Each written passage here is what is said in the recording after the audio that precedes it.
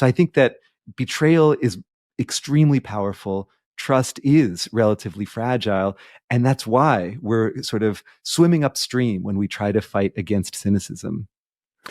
Do you know if cynicism crosses all domains? So if somebody happens to be cynical in the world of politics, are they cynical in the world of relationships, and their workplace has a degree of cynicism in it, so it means that they're the same when they consider sports?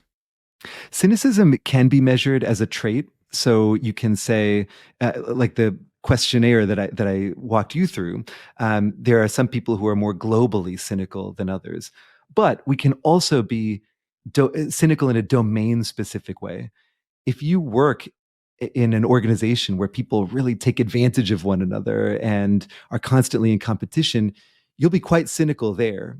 But if you come home and you live in a really generous and interconnected neighborhood where people watch out for one another, you can shed your cynicism at the door, right? You can Well, I feel. suppose that would be the only way it would work. It would have to be adaptive in that way, or else you would be. We mentioned before this cynical genius illusion, basically that people are pattern matching incorrectly. Both the Yes. cynic thinks that they're smarter and isn't, and other people think that they're smarter and they're not.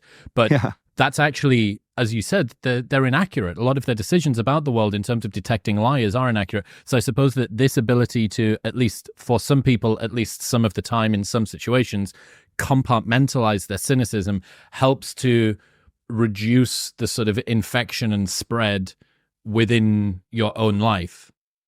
That's right. And I would say that when we manage to compartmentalize cynicism enough, it's no longer cynicism. It actually turns into a much wiser, more productive strategy, which I would call skepticism, right? Skepticism is where we don't have a single blanket assumption, a security blanket, I suppose, assumption that people are great or that they're terrible, but rather we think not like lawyers, right? Where we're arguing for or against humanity. We think like scientists. We take each situation as its own experiment and come up with new rules for how we engage in each environment that we encounter.